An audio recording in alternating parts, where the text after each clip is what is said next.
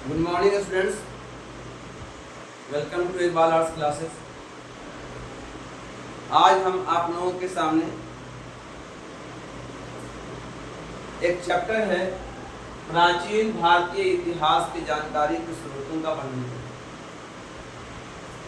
यह chapter BA semester 1 जो अभी बीए के जो बच्चे पढ़ रहे हैं, जिसका जो कोर्स है मेजर और माइनर जो हिस्ट्री होता है, उसमें ये क्वेश्चन आता है, तो उसी से रिलेटेड है। तो यहाँ पर प्राचीन भारतीय इतिहास की जानकारी के स्रोत, यानी भारत में जो इतिहास लिखा गया, कहीं न कहीं से इसका स्रोत मिला। बिना स्रोत के इतिहास नहीं लिखा जाता। तो इसके लिए भारत का इतिहास जानने के लिए, इसको इतिहासकारों ने समझने के लिए इसके लिए कैटेगराइज किया है, वर्गीकरण किया है, ताकि हम आसानी से समझ सकें कि भारत में इतिहास कैसे लिखा जाता है या कैसे लिखा गया है। उसके लिए कहाँ कहाँ से हमें स्रोत मिला और किन किन चीज़ों से हम इसके साक्ष्य प्राप्त किए। चूँकि प्राचीन इतिहास में सब चीज़ एग्जैक्ट नहीं होता है, कहीं न कहीं से सर्च करना पड़ता है, तब उसको लिखा जाता है। तो इसको भारत के इतिहास की जानकारी के लिए सबसे पहले इसको 3 भागों में बांट दिया गया। सबसे पहला जो भाग है, जिसका नाम है साहित्यिक स्रोत, दूसरा नाम है पुरातात्विक स्रोत, और तीसरा नाम है विदेशी यात्रियों का वृत्तांत, है ना। तो विदेशी यात्रियों का वृत्तांत, तो ये जो है 3 मेन सोर्स है। अब उसको फिर जो है कई भागों में डिवाइड किया गया है, कई भागों में उसको बांटा गया है। तो सबसे पहले हम लोग देखेंगे साहित्यिक स्रोत। साहित्यिक स्रोत में 2 तरह के स्रोत हैं, जिसमें साहित्य का मतलब लिटरेचर, पुस्तकें। तो प्राचीन काल में बहुत सारी पुस्तकें लिखी गई, और उस पुस्तकों में उस काल की जानकारी होती है। जिस काल में पुस्तक लिखी गई, उस काल का जीवन, उस काल का समाजी जीवन, आर्थिक जीवन, शासन कला, शासन व्यवस्था, सब चीज का जानकारी प्राप्त होता है। तो उसमें ये साहित्यिक स्रोत में से धार्मिक स्रोत साहित्य। अब धार्मिक साहित्य में कौन कौन है? जैसे ब्राह्मण साहित्य।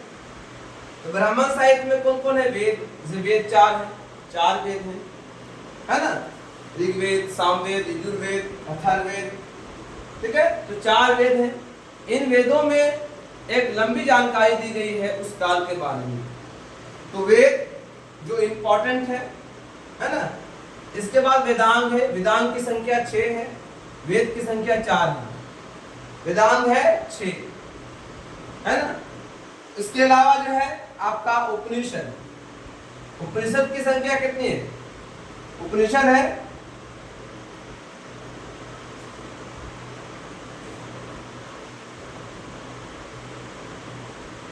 108 है, उपनिषद की संख्या 108 है। पुराण की संख्या 18 है, ठीक है, पुराणों की संख्या 18 है। इसके अलावा आर्यनक है। तो ये सब जो है प्राचीन काल की जानकारी देता है, ठीक है। वेदों में लंबी जानकारी है। सबसे ज्यादा जानकारी तो आपको हिंदू धर्म के बारे में अगर बताना है तो ऋग्वेद में है ना। ऋग्वेद में को 500 साल में लिखा गया, 1500 BC से 1000 BC में।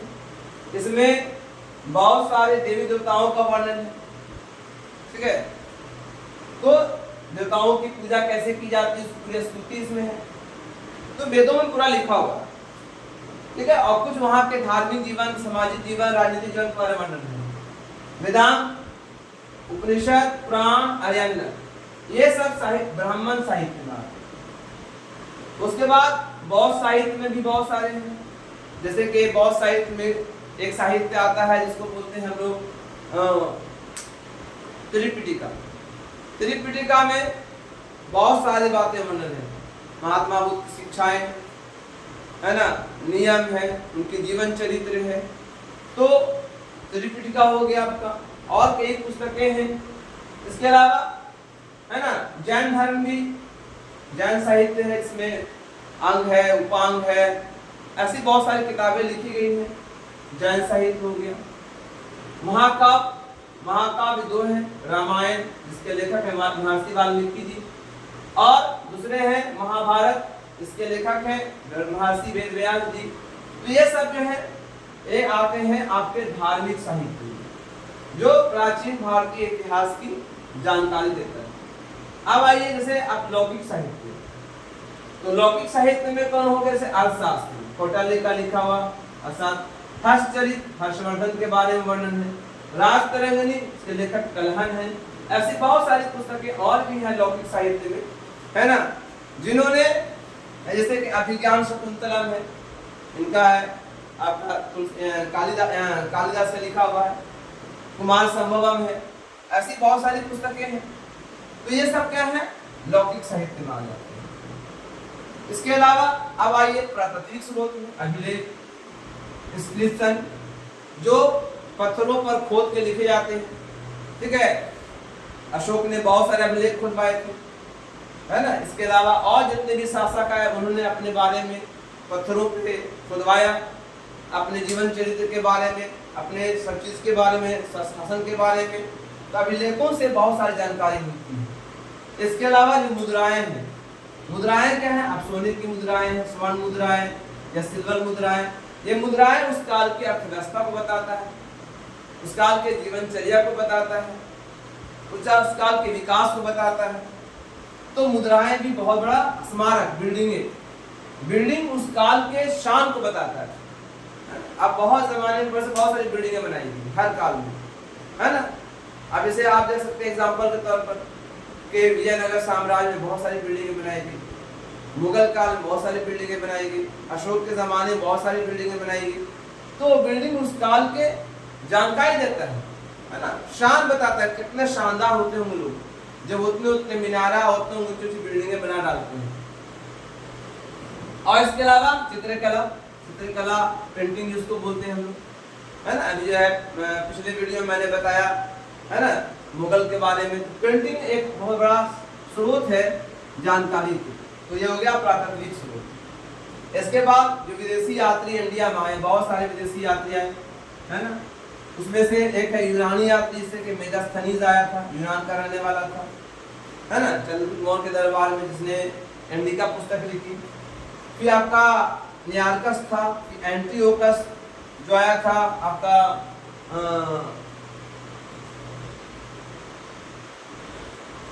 अभी तेरे घाट जो कहा था, क्या नाम उनका नाम भूल, है ना। अशोक के जो पिता थे बिंदुसार, है ना, बिंदुसार के दरबार में आया था एंटीओकस। तो चीनी यात्री जो आए थे, हुएनसांग, फाहियान, इत्सिंग, ऐसे बहुत सारे यात्री आए जिन्होंने कहा कि हुएनसांग जो आए थे इंडिया से 8 बक्सा किताब ले गए भर कर, और इन्होंने इंडिया से और उसको जाके चाइनीज भाषा में कन्वर्ट किया, ट्रांसलेट किया। तो भारतीय इतिहास की जानकारी जो है इन सब किताबों से मिलती है और इनके यात्रों से। इसके अलावा कुछ अरबी आए थे, जैसे सुलेमान, अल-बिरूनी, इब्न बतूता, अब्दुल रज़ाक, ऐसे बहुत सारे यात्री आए जिन्होंने भारतीय इतिहास के बारे में अपनी पुस्तकों में लिखा और उनकी जानकारी मिली। तो प्राचीन भारतीय इतिहास की जानकारी में ये सारे स्रोत हैं जो बहुत इंपॉर्टेंट स्रोत हैं। अब इसमें जैसे कि यहाँ पर दिया हुआ है, सारी बातें दी हुई हैं। वेद, 4 वेद हैं, है ना।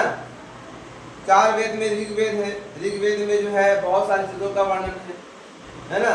ऋग्वेद की 5 शाखाएं हैं, शाकाल, वास्काल, अश्वलायन, संखायन, मंडक। तो ये सारे ऋग्वेद में दिया हुआ है। ऋग्वेद में सारी देवी देवताओं का वर्णन है। ऋग्वेद में 10 मंडल हैं, 1028 सूक्त हैं, है ना, 10,580 ऋचिकाएं हैं। ठीक है। सामवेद जो जहाँ पर जो है यज्ञ के बारे में वर्णन किया जाता है, सारे यज्ञों के बारे में, और जो उसमें गाने जो उसमें गीत गाए जाते हैं, जो और जो पूजा के दौरान जो उसमें श्लोक गाए जाते हैं, वो सारी चीज़ें सामवेद के अंदर। यजुर्वेद में यज्ञों के बारे में वर्णन है, कर्मकांडों के बारे में वर्णन है, धार्मिक जीवन का प्रकाश देता है वो। अथर्ववेद में कहते हैं कि 731 श्लोक हैं, 6000 पद हैं।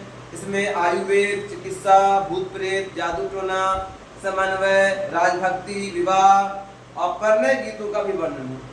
ब्राह्मण वेदों में बहुत सारे हैं, जैसे कि ऋग्वेद है ना, यजुर्वेद है, सामवेद, इसमें बहुत सारे कर्मकांडों का वर्णन है। इसके अलावा आरण्यक है ना, इसमें बहुत सारे ऋषि मुनियों के इसमें जानकारियां हैं, दार्शनिक पक्ष दिए हुए हैं। उपनिषद है जिनकी संख्या 108 है। इसमें ईश है, केन है, कठ है, प्रश्न है, मुंडक है, इतरेक है, तैतरीय है, छंदोग्य है ना, ये सारी चीजें हैं। इसके अलावा जो है आपके वेदांत की संख्या 6 है ना, जिसमें आपका शिक्षा है, कल्प है, व्याकरण है, निरुक्त है, छंद है, ज्योतिष है ना। कुछ स्मृति साहित्य भी है ना, जैसे कि मनुस्मृति है ना, याज्ञवल्क्य स्मृति, नारद स्मृति है ना, पराशर स्मृति। इसके अलावा बहुत सारी स्मृतियों के नाम इसमें।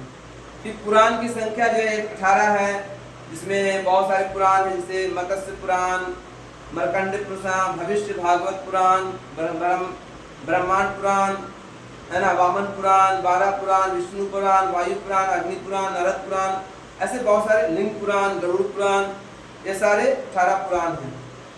इसके अलावा बहुत साहित्यों में विनय पिटक, सूत पिटक, अभिधम पिटक, जातक कथाएं, जो कहता है कि 549 जातक कथाएं हैं, जिसमें महात्मा बुद्ध के जीवन चरित्र के बारे में वर्णन करता है।